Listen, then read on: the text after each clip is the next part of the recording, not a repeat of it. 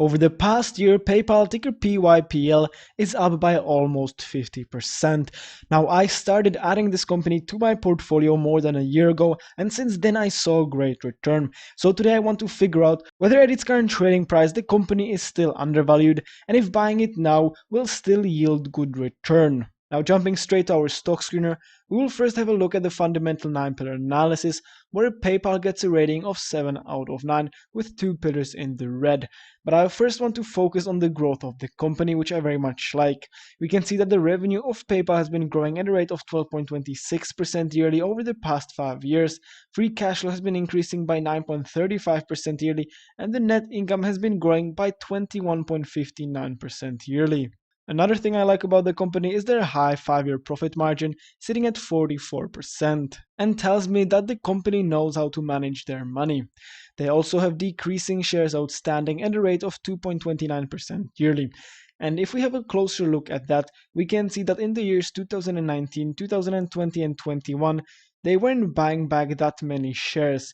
But from 2022 to the current time, they started buying back shares very aggressively as they were trading far below their intrinsic value.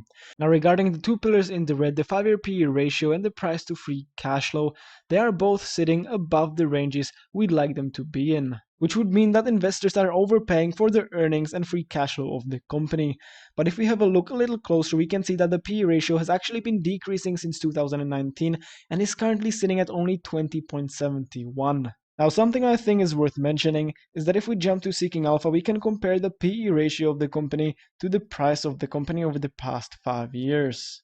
And we can see that the high PE ratio actually pushed the stock price of PayPal down. And sometime after the PE ratio dropped below 22.5, investors realized that the company is trading undervalued compared to their earnings, and the price of the company started rising and is currently still rising as the PE ratio is still at a very decent value. And so let's now see if the company is still considered undervalued. So first, jumping to the Grams formula revised, we will plug in the 5-year earnings growth estimate at 10.82% yearly into the future and calculate an intrinsic value of $77.11, which is 13% lower than the current trading price of the company. But if we jump to the second valuation model, the discounted cash flow model, where we take the free cash flow of the company over the past 5 years, calculate an average growth rate, and predict a growth rate into the future of 12.7%. We then plug in a discount rate at 9% and get an intrinsic value of $109.98, which is quite higher than the current trading price. And jumping to the final valuation model, the multiples valuation, where we compare PayPal to its competitors, so Fizz and GPN. We take these companies' current stock prices and divide by their earnings per share to get their PE ratios. And we can already see that the PE ratio of these two companies are higher than the PE ratio of PayPal.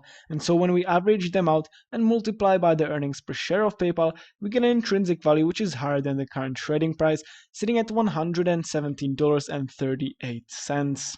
Now, as PayPal doesn't pay out any dividends, we will skip the dividend discount model and arrive straight to the ultimate valuation, where we average out the 3 valuations and get an intrinsic value of $101.49, which is almost 17% higher than the current trading price of the company. Now, personally, I'm a big investor into PayPal, and I believe that it will grow even more into the future. I also believe that with the current digitalization, PayPal will be used even more than it currently is being used, and they also own Venmo, which is another positive.